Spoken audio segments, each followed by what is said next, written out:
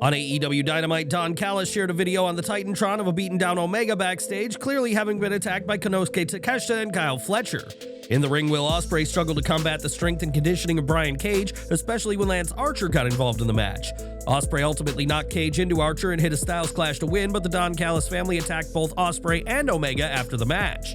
Cage once again delivered in this match with Ospreay, just 2 weeks removed from facing Omega, though the match with the Cleaner was a little, cleaner.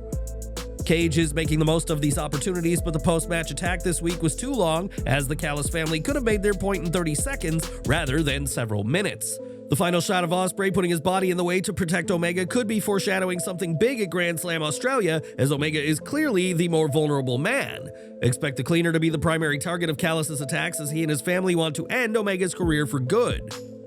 Jeff Jarrett targeted the leg of Claudio Castagnoli in their match, with Jeff hoping to earn a world title match against Jon Moxley, but Wheeler Yuta would provide a distraction. A Death Rider from Mox allowed Castagnoli to get the win, and post-match, MJF knocked down Jarrett before showing respect to Jeff by not telling him "I told you so." This was the right result, but poorly executed, as Jarrett hasn't done nearly enough lately to justify Castagnoli needing help to beat him in this messy contest that never found its groove. Jarrett didn't do enough technical work given how much the Swiss wrestler was selling, but AEW is clearly trying to make something of Jeff's last run, so putting him over even at a loss makes sense.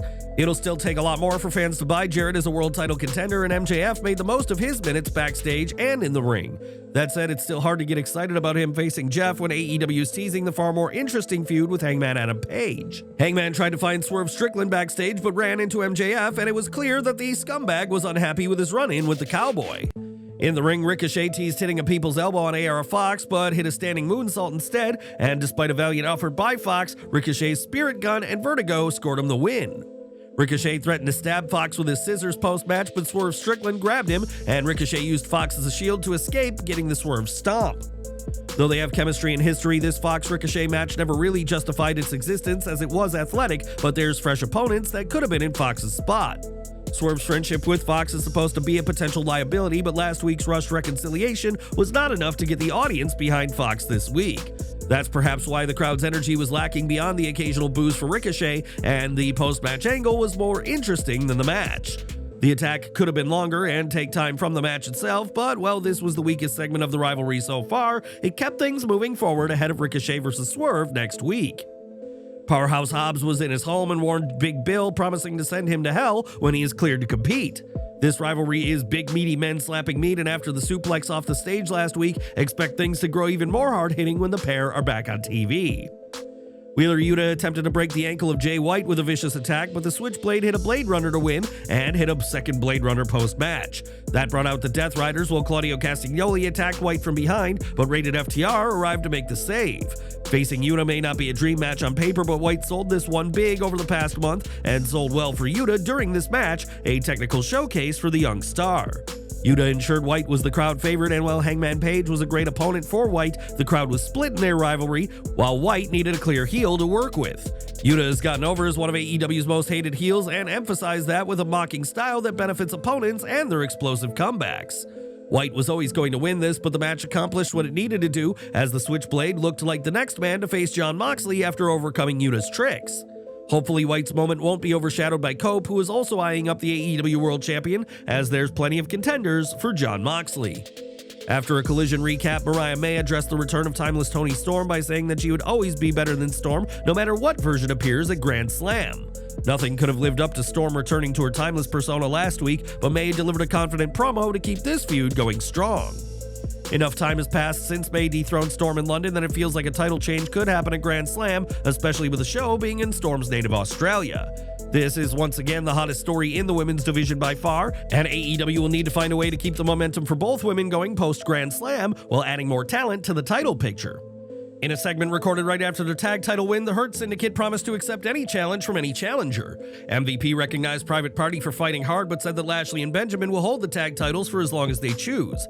This was a simple promo that may not have moved the story forward, but it was good for AEW to use the new champions in some way 1 week after their title victory. The Vendetta delivered a warning to Harley Cameron after she cost Deonna Purrazzo the TBS Championship and challenged the Australian for a match on Collision. And with the AEW TBS Championship on the line, the crowd was fully behind Yuka Sakazaki even before the bell had rung to start her match with Mercedes Moné.